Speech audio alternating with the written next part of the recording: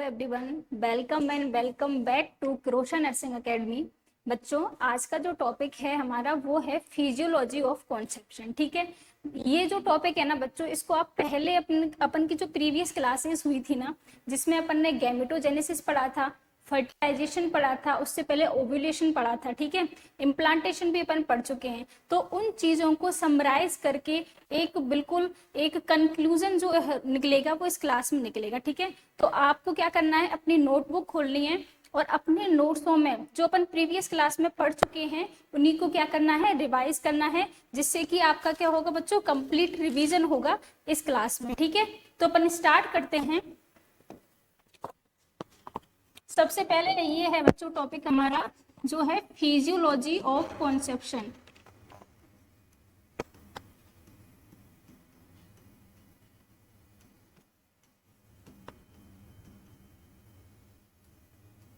क्या है बच्चों टॉपिक, फिजियोलॉजी ऑफ कॉन्सेप्शन। ठीक है, इसमें सबसे पहले कॉन्सेप्शन के लिए सबसे पहले जो चीज होती है बच्चों वो होती है ओव्यूलेशन।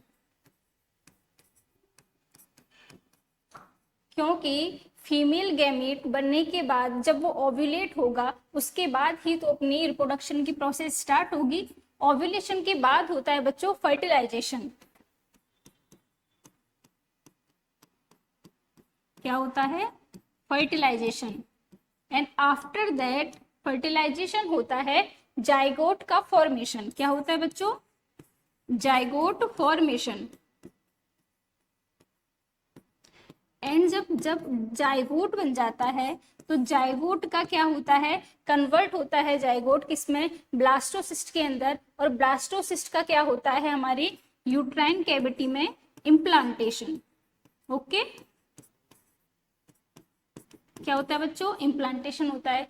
अब इम्प्लांटेशन के बाद प्रेगनेंसी को कंप्लीट बनाए रखने के लिए कुछ हार्मोन्स की नीड होती है, जिसको बोला जाता है हार्मोनल सपोर्ट। अगर इन हार्मोन की कमी हो जाती है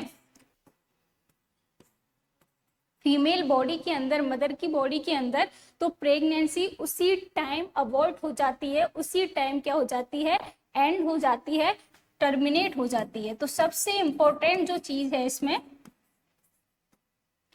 वो है बच्चों हार्मोनल सपोर्ट। ओके, तो इस तरीके से अपन पढ़ेंगे। इसमें सबसे पहले अपन डिस्कस करेंगे ओव्यूलेशन के मैकेनिज्म के बारे में कि ओव्यूलेशन होता कैसे है। सेकंड अपन पढ़ेंगे फर्टिलाइजेशन, जो अपन पढ़ चुके हैं, बस यहाँ पे अपन क्विकली उसको थोड़ा सा रिवाइज करेंगे जिससे कि आपके माइंड में ये चीज रहे। And zygote formation, after that implantation, और सबसे लास्ट पढ़ेंगे बच्चों इस क्लास में अपन हार्मोनल सपोर्ट। ओके, तो सबसे पहले स्टार्ट करते हैं बच्चों ओव्यूलेशन से। ओव्यूलेशन में होता क्या है, देखो सबसे पहले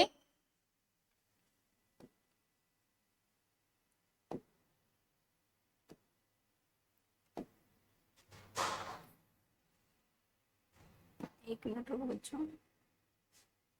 अब देखो ओव्यूलेशन होता क्या है, पहले तो ये समझो।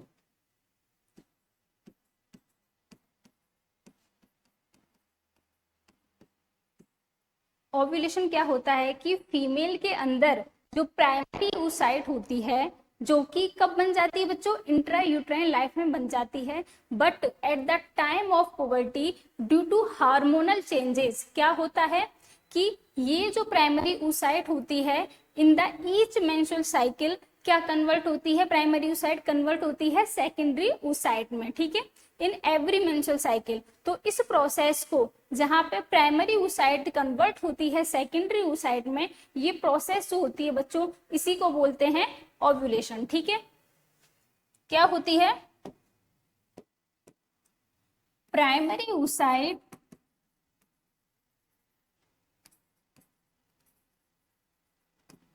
का कन्वर्जन होना इन सेकेंडरी oocyte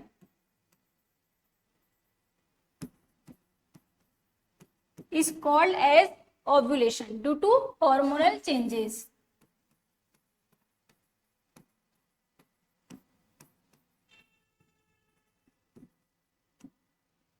ठीक है बच्चों, अब देखो अपन को पता है जो मेंस्ट्रुअल साइकिल होता है उसमें मान के चलो एक फीमेल जो है उसकी मेंस्ट्रुअल साइकिल का जो टाइम पीरियड है, पीरियड कितने दिन का है, 28 डेज का साइकिल है। तो ये लास्ट में जो होगा डे 28 होगा, यहाँ पे होता है बच्चों डे 14 और ये होता है डे 1। ठीक है, अपन को पता है जो डे 1 होता है उसको अपन क्या बोलते हैं, first day of LMP।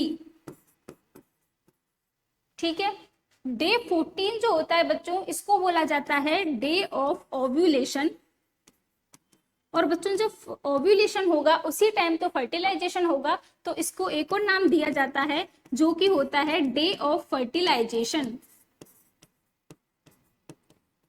And ovulation होने के बाद अगर उस फीमेल में फर्टिलाइजेशन हो जाता है, इम्प्लांटेशन हो जाता है, देन ये जो डे 28 होता है, जो लास्ट डे ऑफ साइकिल होता है, ये कन्वर्ट हो जाता है बच्चों किसके अंदर, मिस्ड पीरियड के अंदर। यानी कि अब उस फीमेल को अगर फर्टिलाइजेशन हो चुका है तो उस फीमेल में आगे पीरियड्स नहीं आएंगे टिल द डिलीवरी, तो इसको बोला जाता है मिस्ड पीरियड। ठीक है, अपन मेंस्ट्रुअल साइकिल की कुछ फेजेस के बारे में पढ़ेंगे।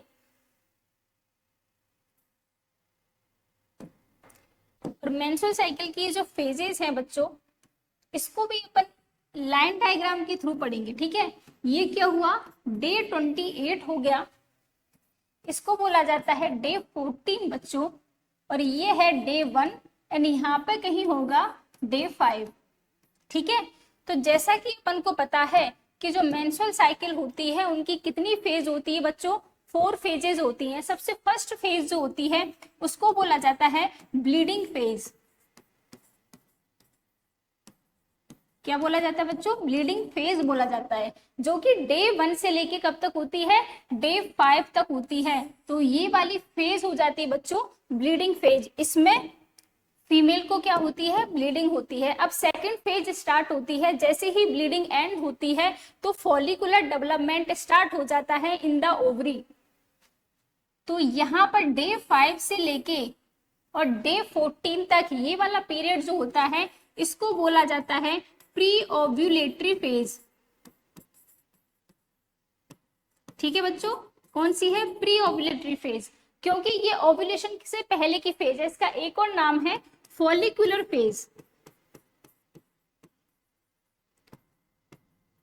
फॉलिकुलर फेज, क्योंकि इस फेज में क्या होता है बच्चों, फॉलिकल्स का डेवलपमेंट स्टार्ट हो जाता है फीमेल की ओवरी के अंदर, इसलिए इसको भी बोला जाता है फॉलिकुलर फेज। जब फॉलिकल का डेवलपमेंट कंप्लीट हो जाता है तो उस टाइम पे प्राइमरी oocyte कन्वर्ट हो जाती है सेकेंडरी oocyte से oocyte में। ठीक है, तो ये जो डे 14 है इसको बोला जाता है ओव्यूलेशन फेज।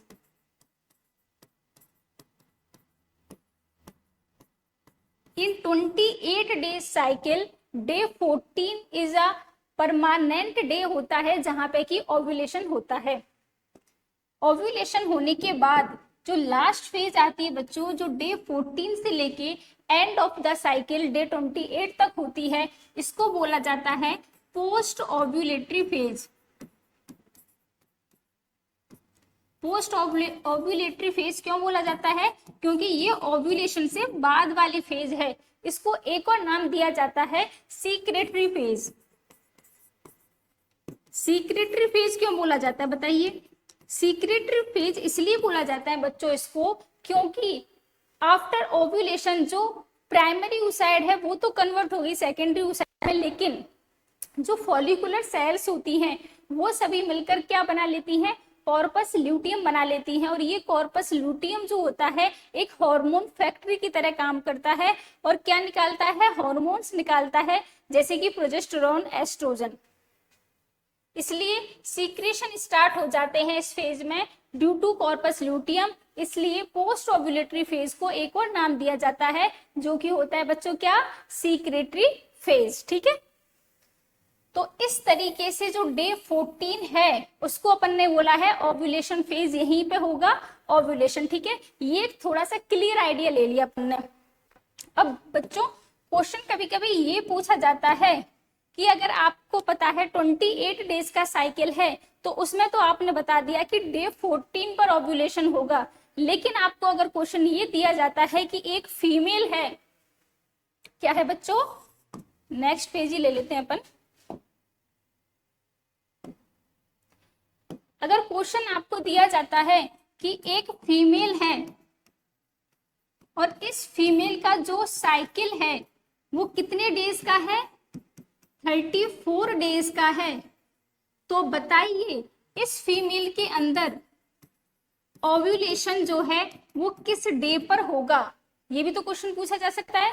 तो इसको निकालने का एक सिंपल सा फॉर्मूला होता है बच्चों कि अपनी जो लास्ट वाली फेज होती है जिसको अपन क्या बोलते हैं, post ovulatory phase, secretory phase, और एक और नाम होता है ल्यूटियल फेज। ठीक है, तो ये जो ल्यूटियल फेज होती है ना बच्चों, ये फिक्स होती है। और फिक्स कैसे होती है, 14 डेज की ही होगी। चाहे साइकिल का पीरियड कितना भी डिफर करे, लेकिन जो लास्ट वाली फेज होती है, ल्यूटियल फेज होती है, वो कितने दिन की होगी, 14 दिन की ही होगी। इसलिए आपको क्या करना है, डे, जो टोटल डे है साइकिल का उसमें से माइनस कर देना है 14 डेज, तो आपका निकल के आ जाएगा डे ऑफ ओव्यूलेशन। क्या निकल कर आ जाएगा बच्चों, डे ऑफ ओव्यूलेशन। ये क्वेश्चन सिंगल लाइनर में पूछा जा सकता है। ठीक है, अब अगर इस क्वेश्चन को सॉल्व करते हैं अपन कि कितना है साइकिल, 34 डेज का साइकिल है, माइनस कितना करेंगे 14 days, because luteal phase is fix which is in 14 days. तो अपन का क्या आ जाएगा, डे ऑफ ओव्यूलेशन निकल के आ जाएगा 20 डेज, यानी कि डे 20 पर ओव्यूलेशन होगा अगर फीमेल का साइकिल जो है वो 34 डेज का है। ठीक है, आपको ये क्लियर है। अब अपन ओव्यूलेशन की फिजियोलॉजी पे आते हैं कि ओव्यूलेशन होता कैसे है। देखो बच्चों, eight the time of puberty, जैसे ही पुबर्टी आती है तो हार्मोनल चेंजेस स्टार्ट हो जाते हैं, मेल में भी और फीमेल में भी। लेकिन फीमेल के अंदर हार्मोनल चेंजेस जो है पीक पर होते हैं eight the time of puberty. तो इसकी वजह से क्या होगा, हाइपोथैलेमिक पिट्यूटरी ओवेरियन एक्सिस जो होता है वो एक्टिवेट हो जाएगा। अब जब ये एक्टिवेट होगा तो इसकी वजह से हाइपोथैलेमस जो है वो रिलीज करेगा जीएनआरएच। जीएनआरएच बोले तो गोनेडोट्रोपिन रिलीजिंग हार्मोन रिलीज करेगा हाइपोथैलेमस, और ये जो सीक्रेट होगा किसके द्वारा होगा, एंटीरियर पिट्यूटरी के द्वारा सीक्रेट होगा। सबसे फर्स्ट रिलीज होता है इसमें एफएसएच। जीएनआरएच जो दो रिलीज करती है हमारी एंटीरियर पिट्यूटरी, एक तो है एफएसएच और एक होता है एलएच। ठीक है, तो सबसे पहले रिलीज होता है एफएसएच। एफएसएच क्या करता है, वर्क करता है हमारी ओवरी के ऊपर और ओवरी से निकलवाता है एस्ट्रोजन। क्या निकलवाता है बच्चों, ओवरी से एस्ट्रोजन। अब ये एस्ट्रोजन क्या करता है कि हमारी ओवरी के अंदर जो फॉलिकल्स पड़ी हुई थी जो कि इंट्रायूट्राइन लाइफ से ही थी, यानी कि प्रीमोडियल जो फॉलिकल्स पड़ी थी उनका डेवलपमेंट क्या कर देता है, स्टार्ट कर देता है। ठीक है, और इन फॉलिकल से स्टार्ट हो जाता है अगेन एस्ट्रोजन का डेवलपमेंट। ठीक है, तो इस तरीके से पुबर्टी पे हार्मोनल चेंज की वजह से क्या होता है, फॉलिकल्स का डेवलपमेंट स्टार्ट हो जाता है और ये फॉलिकल्स आगे जाके क्या निकालती हैं, एस्ट्रोजन निकालती हैं। अब देखो, ये जो एस्ट्रोजन हार्मोन होता है इसका फीडबैक जो सिस्टम होता है एफएसएच के लिए अलग होता है बच्चों और एलएच के लिए अलग होता है। एफएसएच के लिए तो ये देता है नेगेटिव फीडबैक और एलएच के लिए देता है पॉजिटिव फीडबैक। नेगेटिव फीडबैक का क्या मतलब है, अगर एस्ट्रोजन इंक्रीज होता है तो नेगेटिव फीडबैक के फलस्वरूप क्या होता है कि एफएसएच का लेवल डाउन जाएगा। इसी तरीके से पॉजिटिव फीडबैक का मतलब होता है अगर एस्ट्रोजन का लेवल इंक्रीज होगा तो एलएच का लेवल भी क्या होगा बच्चों, इंक्रीज होगा। ठीक है,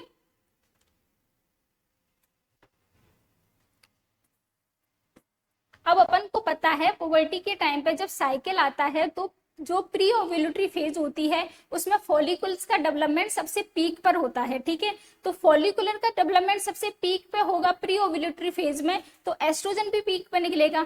जब एस्ट्रोजन पीक पे निकलेगा तो पॉजिटिव फीडबैक के रिजल्ट में क्या होगा, एलएच भी अपने पीक पर होगा। और एलएच जब बच्चों अपने पीक पर होता है तो इसको एक टर्म दी जाती है जिसको बोला जाता है एलएच सर्ज। ठीक है, और ये एलएच सर्ज ही रेस्पॉन्सिबल होता है फॉर ओव्यूलेशन के लिए। देखो क्वेश्चन नंबर फर्स्ट है इसमें कि एस्ट्रोजन का इफेक्ट क्या होता है एलएच पे और एफएसएच पे। अपन को पता है एलएच को मिलेगा पॉजिटिव फीडबैक, तो एस्ट्रोजन अगर इंक्रीज होगा तो एलएच भी क्या होगा, इंक्रीज होगा। सेम एस्ट्रोजन का फीडबैक क्या होता है एफएसएच पर, पॉजिटिव होता है, इसलिए अगर एस्ट्रोजन इंक्रीज होगा तो एफएसएच क्या होगा, डिक्रीज होगा। अगला क्वेश्चन है बच्चों, in menstrual cycle LH increase due to, यानी कि मेंस्ट्रुअल साइकिल के अंदर एलएच किसकी वजह से इंक्रीज होता है, या क्वेश्चन ऐसे भी पूछा जा सकता है सेम कि इन मेंस्ट्रुअल साइकिल एलएच सर्ज किसके कारण होता है। अपन ने अभी डिस्कस किया है कि एस्ट्रोजन का पॉजिटिव फीडबैक मिलता है एलएच को, इसलिए एलएच जो सर्ज होता है वो किसके कारण होता है बच्चों, एस्ट्रोजन की वजह से होता है। ये एक बहुत इंपॉर्टेंट क्वेश्चन है, ठीक है। वन लाइनर में आपसे पूछा जा सकता है कि एलएच सर्ज किसके कारण होता है, तो एस्ट्रोजन के कारण होता है। अगला क्वेश्चन है, meiosis first is resumed because of which hormone. Meiosis first जो कि अरेस्ट हो जाता था इंट्रा यूट्राइन लाइफ में इन प्रोफेज फेज, ठीक है, वो रिज्यूम होता है कब, eight the time of puberty, या बोल सकते हैं eight the time of ovulation, ठीक है। और ओव्यूलेशन किसके कारण हो रहा था, ओव्यूलेशन हो रहा था हमारे एलएच हार्मोन के कारण, एलएच सर्ज के कारण। इसलिए इसका आंसर ये भी हो सकता है कि मियोसिस फर्स्ट रिज्यूम होता है किस हार्मोन की वजह से, तो एलएच सर्ज के कारण होता है।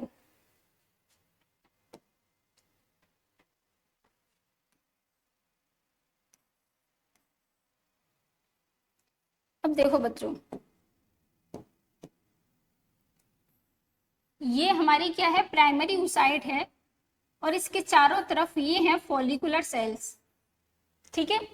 ये जो है सबसे क्या है, डेवलप प्राइमरी oocyte है हमारी, प्रीमोर्डियल फॉलिकल है, और कुछ फॉलिकल्स यहाँ पर भी हैं लेकिन ये इतना डेवलप नहीं हुई।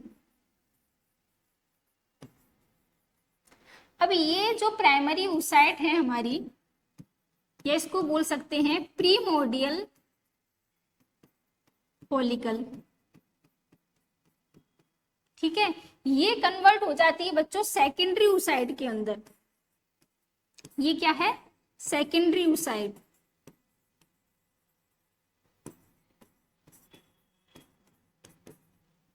और ये किसके कारण हो रही है, ये हो रही है एलएच सर्ज के कारण, due to LH surge. That is why ये प्रोसेस जो कहलाती है बच्चों, इसी को बोला जाता है ओव्यूलेशन, ठीक है। तो ये जो प्रीमोर्डियल फॉलिकल है, इससे सेकेंडरी oocyte का बनना क्या कहलाता है, ओव्यूलेशन कहलाता है। किसके कारण होता है, एलएच सर्ज के कारण होता है।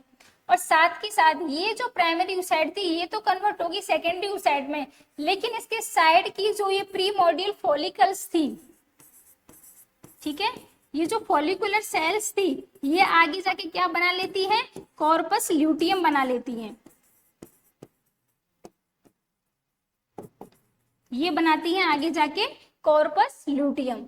और ये जितनी भी फॉलिकल सेल्स हैं जो अदर देन ग्राफियन फॉलिकल, ये जो है क्या कर जाती हैं बच्चों, डाई कर जाती हैं। यही पूरा एक कॉन्सेप्ट है ओव्यूलेशन का। अगला आता है बच्चों सेकंड टॉपिक, अपन ने ओव्यूलेशन कंप्लीट किया। सेकंड टॉपिक है बच्चों फर्टिलाइजेशन एंड जाइगोट फॉर्मेशन, ठीक है। इसमें मैं आपको वापस से पूरा डिटेल में नहीं पढ़ाऊंगी, बस अपन को क्या करना है, जो पॉइंट है इनके उनको रिवाइज करना है, ठीक है। अपन ने फर्टिलाइजेशन में पढ़ा था सबसे फर्स्ट जो स्टेप होता है वो क्या होता है, कैपिसिटेशन होता है। और कैपिसिटेशन क्या होता है बच्चों, रिवाइज कीजिए मेरे साथ।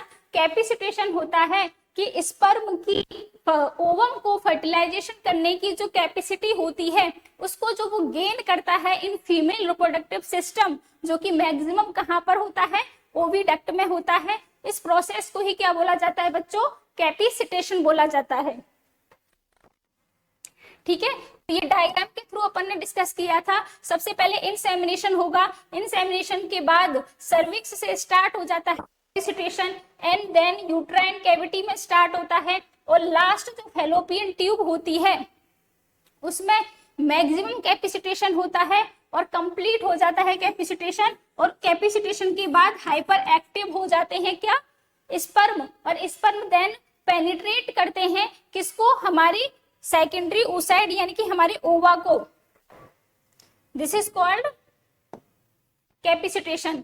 ठीक इसी प्रकार अपन ने एक मेच्योर ग्राफियन फॉलिकल का क्या पढ़ा था, डायग्राम पढ़ा था, जिसके अंदर अपन ने देखा था कि अंदर की तरफ क्या होता है बच्चों, oocyte होती है, देन एक बाहर कवरिंग होती है जो है जोना पेलिसुडा। जोना पेलिसुडा के बाहर क्या होती है, बिटेलाइन मेम्ब्रेन होती है, और बीच में एक स्पेस होता है जिसको क्या बोला था अपन ने, पेरीबिटेलाइन स्पेस बोला था। बाहर की तरफ क्या होता है, कोरोना रेडिएटा होता है। नेक्स्ट आता है बच्चों फंक्शन ऑफ जोना पेलिसुडा। जब फर्टिलाइजेशन होता है तो फर्टिलाइजेशन में क्या होता है, ये सेकेंडरी oocyte है, सेकेंडरी oocyte के बाहर की तरफ ये वाली लेयर जो है वो क्या है बच्चों, जोना पेलिसुडा है, और इसके बाहर की तरफ ये है क्या, विटेलाइन मेम्ब्रेन, और ये जो स्पेस होता है इसको बोला जाता है पेरीविटेलाइन स्पेस। ठीक है, और सबसे बाहर की तरफ ये जो टफ जो कवरिंग होती है इसको बोला जाता है कोरोना रेडिएटा। ठीक है, अब क्या होगा, फर्टिलाइजेशन के टाइम पे चारों तरफ स्पर्म आके अटैच हो जाएंगे। ठीक है, और इनमें से एक्रोसोम से निकलता है हाइलुरोनिडेज एंजाइम, और ये जो हाइलुरोनिडेज एंजाइम होता है वो इस कोरोना रेडिएटा को रप्चर करता है और सभी स्पर्म जाते हैं अंदर की तरफ। लेकिन अंदर जोना पेलिसुडा के अंदर क्या होता है, एक प्रोटीन रिसेप्टर होता है जो कि होता है ZP3।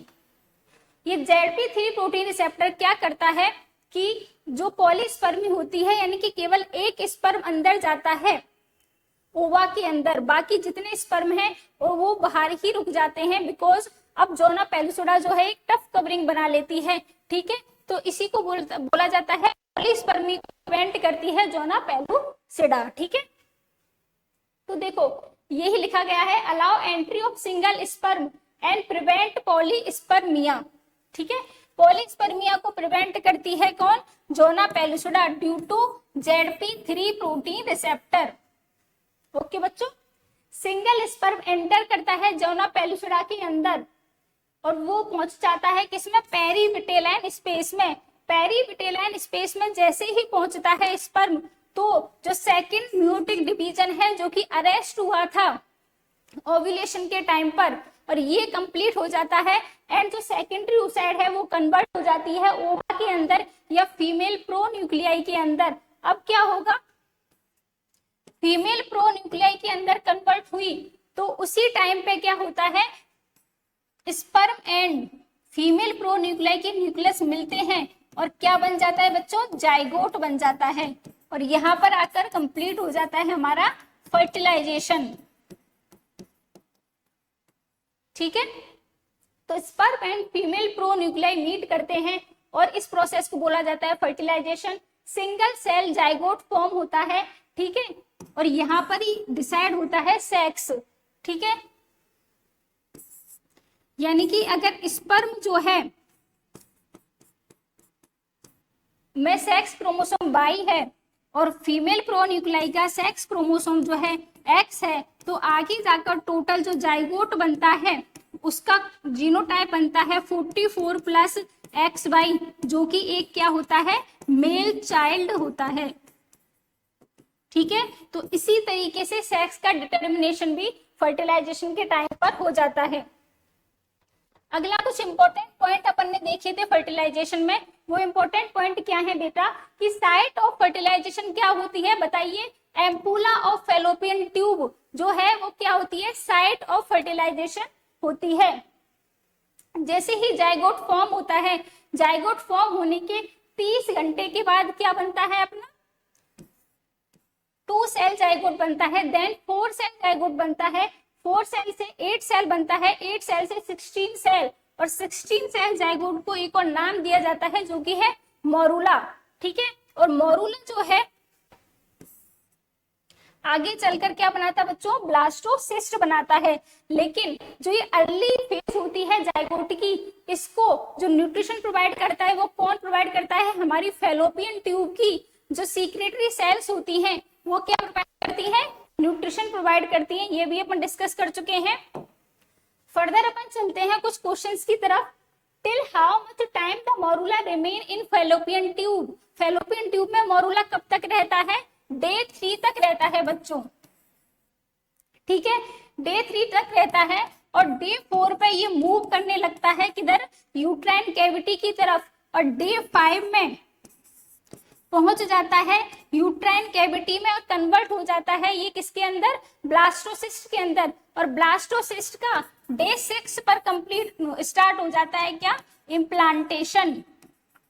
और ये इम्प्लांटेशन स्टार्ट तो डे 6 आफ्टर फर्टिलाइजेशन होता है, लेकिन कंप्लीट कब होता है, डे 10 आफ्टर फर्टिलाइजेशन। ठीक है, क्लियर है यहाँ तक। लेकिन अगर ये इम्प्लांटेशन यूट्राइन कैविटी में ना होकर आउटसाइड द यूट्राइन कैविटी होती है, वो आउटसाइड जो पोजीशन होती है वो चाहे सर्विक्स हो, चाहे वो एब्डोमिनल कैविटी हो, चाहे ओवरी हो, ठीक है, तो ये जो प्रेगनेंसी को नाम दिया जाता है वो होती है ectopic pregnancy other than uterine cavity. If implantation of blastocyst occur तो this is called as ectopic pregnancy. अगला है बच्चों, in which form does zygote enter in uterine cavity, तो अपन पढ़ चुके हैं किस फेज में, मोरूला की स्टेज में एंटर करती है यूट्राइन कैविटी के अंदर, और कब करती है, 4th डे आफ्टर फर्टिलाइजेशन।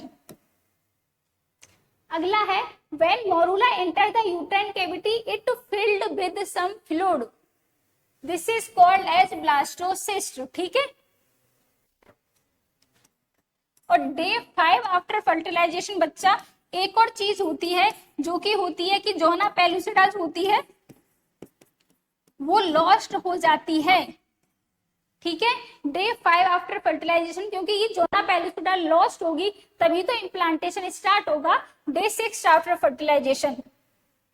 अब थर्ड पॉइंट आता है बच्चों, टॉपिक आता है हमारा इम्प्लांटेशन। इसको भी अपन पढ़ चुके, क्विकली इसको भी अपन क्या करेंगे, एक ओवरव्यू के थ्रू रिवाइज करेंगे। इम्प्लांटेशन क्या होता है बच्चों, इम्प्लांटेशन होता है कि जो ब्लास्टोसिस्ट का अटैचमेंट होना हमारी यूट्राइन कैविटी की एंडोमेट्रियम से, उसी को क्या बोला जाता है, इम्प्लांटेशन बोला जाता है। और इम्प्लांटेशन के बाद क्या होती है कि एंडोमेट्रियम जो है कन्वर्ट हो जाती है प्रेग्नेंट एंडोमेट्रियम में। और ये जो प्रेग्नेंट एंडोमेट्रियम है बच्चों, इसी को नाम दिया जाता है डेसिडुआ। और ये जो रिएक्शन होती है इसी को बोला जाता है डेसिडुअल रिएक्शन। और इसके लिए रेस्पॉन्सिबल हार्मोन कौन सा था बताइए, मैं बता चुकी हूँ, प्रोजेस्टेरॉन। कौन सा हार्मोन रेस्पॉन्सिबल होता है बच्चों, प्रोजेस्टेरॉन हार्मोन रेस्पॉन्सिबल होता है फॉर डेसिडुअल रिएक्शन।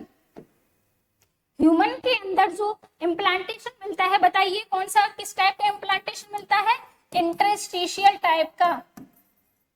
ठीक है, सुपरफिशियल नहीं मिलता, इंटरस्टिशियल टाइप का मिलता है, जिसमें क्या होता है कि हमारी एंडोमेट्रियम के अंदर पहले डीप जाकर ब्लास्टोसिस्ट एंटर करेगी। ठीक है, एंटर करने के बाद देन अटैचमेंट स्टार्ट होगा, सुपरफिशियल नहीं होता। ठीक है, और कितना अंदर डीप इंसर्शन होगा ब्लास्टोसिस्ट का, इसको डिसाइड कौन करता है, अपन पढ़ चुके हैं, नीटाबोच सेल लेयर डिसाइड करती है। ये भी देखो अपन पढ़ चुके हैं कि डेसिडुअल रिएक्शन के लिए कौन सा हार्मोन रेस्पॉन्सिबल होता है, प्रोजेस्टेरॉन रेस्पॉन्सिबल होता है।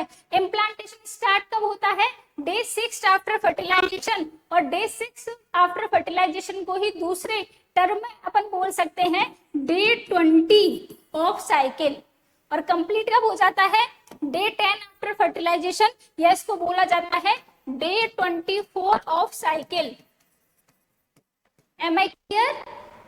अगला है बच्चों, most common site of implantation क्या होती है, अब हम पहले ही समझा चुके हैं कि फंडस नहीं बोलोगे, इम्प्लांटेशन की साइट क्या होती है, posterior wall of upper part of uterus, not fundus. अब देखो, जैसे ही इम्प्लांटेशन होता है तो इम्प्लांटेशन होने के बाद जब मिस्ड पीरियड आता है तब उस प्रेग्नेंट फीमेल को क्या होती है, हल्की सी वेजाइनल स्पॉटिंग होती है। ठीक है, इस साइन को बोला जाता है हार्टमैन साइन। स्पॉटिंग होने का मतलब ये नहीं है कि उस फीमेल की जो प्रेगनेंसी है वो टर्मिनेट हो गई है या मिसकैरेज हो गया, नहीं, वो साइन है पॉजिटिव साइन होता है। जो कब होता है, जो उसकी फीमेल की जो एक्चुअल जो ब्लीडिंग फेज थी उसी टाइम पर होता है। इस साइन को क्या बोला जाता है बच्चों, हार्टमैन साइन बोला जाता है। अगला होता है एक साइन पिस्कास एक साइन, यानी कि ह्यूमंस के अंदर जो इम्प्लांटेशन होता है वो कैसा होता है बच्चों, इसेंट्रिक होता है। इसेंट्रिक का मतलब होता है हमारी जो यूट्राइन बॉल होती है उसके सेंटर में ना होकर उसके एक कॉर्नर यानी कि एक साइड पर इम्प्लांटेशन होता है, जिसकी वजह से क्या होता है, जिस साइड पर या जिस तरफ इम्प्लांटेशन हुआ है उस तरफ के यूट्रस का साइज ज्यादा इनलार्ज होता है अदर देन अपोजिट साइड। तो इस साइन को क्या बोला जाता है, पिस्कास एक साइन बोला जाता है। साथ के साथ इस इसेंट्रिक इम्प्लांटेशन की वजह से जब अपन यूएससी के अंदर गेस्टेशन सैक को देखते हैं तो ये गेस्टेशन सैक जो होता है वो साइड में मिलता है, इसलिए इसको बोला जाता है ट्रू जेस्टेशनल सैक, जो कि एक नॉर्मल प्रेगनेंसी में होता है। लेकिन बच्चों यही अगर प्रेगनेंसी एक्टोपिक होती है तो ये जेस्टेशन सैक जो होता है वो कहाँ पे मिलता है, बिल्कुल मिडिल ऑफ यूट्रस मिलता है या मिडिल ऑफ यूट्राइन कैविटी मिलता है, और इसी को बोला जाता है स्यूडो जेस्टेशनल सैक। ठीक है, अगला अपन बात करते हैं डेसिडुआ। जो प्रेग्नेंट एंडोमेट्रियम है उसी को नाम दिया जाता है डेसिडुआ। ठीक है, डेसिडुआ के 3 टाइप अपन ने पढ़े थे, डेसिडुआ बेसिलिस, ठीक है, सेकंड अपन ने पढ़ा था डेसिडुआ कैप्सुलरिस जो कि कैप की तरह फीटस के ऊपर होती है, और थर्ड जो रिमेनिंग डेसिडुआ है कंप्लीट यूट्राइन कैविटी में उसको नाम दिया गया था डेसिडुआ पैराइटेलिस। इसको इस डायग्राम के थ्रू अपन ने समझा था, जो बेबी के बेस की तरफ होता है। ये एक ट्रिक के द्वारा अपन ने समझा था, बेबी को बेस पसंद है, ठीक है, तो जो बेबी के बेस की तरफ होता है उसको क्या नाम दिया था अपन ने, डेसिडुआ बेसिलिस। और डेसिडुआ बेसिलिस के जो अपोजिट साइड होता है फीटस के कैप की तरफ होता है उसको नाम दिया था बच्चों डेसिडुआ कैप्सुलरिस। और जो इसके रिमेनिंग जो डेसिडुआ होती है कंप्लीट यूट्राइन कैविटी में इसको नाम दिया गया था डेसिडुआ पैराइटेलिस। ठीक है, देखो इसमें ये जो कोरोनिक बिलाई की तरफ है ये है डेसिडुआ बेसिलिस, जो अपोजिट साइड है इसको बोला जाता है डेसिडुआ कैप्सुलरिस। ये तो बच्चों यूट्राइन कैविटी है, और रिमेनिंग जितनी भी डेसिडुआ है इसको बोला जाता है डेसिडुआ पैराइटेलिस। ठीक है, अगला और लास्ट टॉपिक इसमें आता है बच्चों हार्मोनल सपोर्ट। ठीक है, फिजियोलॉजी कॉन्सेप्शन में अपन ने क्या पढ़ा था, सबसे पहले ओव्यूलेशन हुआ, ओव्यूलेशन के बाद फर्टिलाइजेशन हुआ, फर्टिलाइजेशन के बाद जाइगोट का फॉर्मेशन हुआ, फिर उसके बाद इम्प्लांटेशन हुआ, एंड सबसे लास्ट में आता है हार्मोनल सपोर्ट। हार्मोनल सपोर्ट जो होता है बच्चों उसके अंदर 2 चीजें होती हैं, यानी कि प्रेगनेंसी को जो हार्मोन सपोर्ट करता है वो होता है प्रोजेस्टेरोन, और जो दो स्ट्रक्चर होती हैं जो सपोर्ट करती हैं जिनसे प्रोजेस्टेरोन निकलता है उसमें से एक तो होता है बच्चों corpus luteum, right, and second होता है प्लेसेंटा। देखो बच्चों, जो कॉर्पस लूटियम होता है वो प्रोजेस्टेरोन निकालता है, ठीक है, लेकिन कब तक निकालता है, जब तक कि हमारा प्लेसेंटा मेच्योर नहीं हो जाता और प्रोजेस्टेरोन का सीक्रेशन स्टार्ट नहीं करता, तब तक इस काम को कौन करता है, हमारा कॉर्पस लूटियम करता है। क्वेश्चन अगर ये आए कि कॉर्पस लूटियम को, नॉन प्रेग्नेंट कॉर्पस लूटियम को कौन सा हार्मोन सपोर्ट करता है या कौन सा हार्मोन मेंटेन करता है, तो उसमें आंसर जाएगा LH, non pregnant corpus luteum को। लेकिन क्वेश्चन अगर ये आए कि प्रेग्नेंट कॉर्पस लूटियम को कौन सा हार्मोन सपोर्ट करता है, तो उसका आंसर जाता है बच्चों HCG, ह्यूमन कोरियोनिक गोनेडोट्रोपिन। ये प्रेग्नेंट कॉर्पस लुटियम को क्या करता है, सपोर्ट करता है। और कॉर्पस लुटियम का क्या काम होता है, प्रोजेस्टेरोन को निकालना। और ये प्रोजेस्टेरोन हार्मोन जो होता है वो मेन हार्मोन होता है जो कि हमारी प्रेगनेंसी को मेंटेन रखता है। अब जो प्लेसेंटा है उसकी 3 फेजेस होती हैं। एक तो अर्ली फेज यानी कि लेस देन 6 वीक, एक होती है मिड फेज 6 to 8 वीक, और लास्ट होती है लेट फेज यानी कि मोर देन 8 वीक। तो जो अर्ली फेज होती है उसमें प्रोजेस्टेरोन कौन निकालता है, कॉर्पस ल्यूटियम निकालता है। मिड फेज में क्या होता है बच्चों, धीरे धीरे प्लेसेंटा जो है वो क्या करता है, कॉर्पस लुटियम को काम को ओवरलेप करने लग जाता है, यानी कि प्रोजेस्टेरोन का सीक्रेशन स्टार्ट कर देता है। लेकिन यहाँ पे भी इतना स्टार्ट नहीं करता कि कंप्लीट प्रेगनेंसी को मेंटेन कर सके। तो इस मिड फेज में क्या होता है, कॉर्पस लुटियम के साथ साथ प्लेसेंटा भी प्रोजेस्टेरोन का सीक्रेशन करता है। लेकिन जो लेट फेज होती है मोर देन 8 वीक, तो कंप्लीट प्रोजेस्टेरोन का सीक्रेशन जो है वो प्लेसेंटा के द्वारा किया जाता है। ओके, तो बताइए मेन हार्मोन जो होता है जो कि प्रेगनेंसी को मेंटेन रखता है वो कौन सा होता है, प्रोजेस्टेरोन होता है। ठीक है, एक तो क्या करता है, ये मेंटेन करता है प्रेगनेंसी को। अगर प्रोजेस्टेरोन का लेवल हमारे ब्लड में लेस देन 25 नैनोग्राम से कम हो गया तो उसी टाइम वो फीमेल क्या कर जाएगी, अबॉर्ट कर जाएगी, यानी कि उसकी प्रेगनेंसी क्या कर जाएगी, टर्मिनेट हो जाएगी।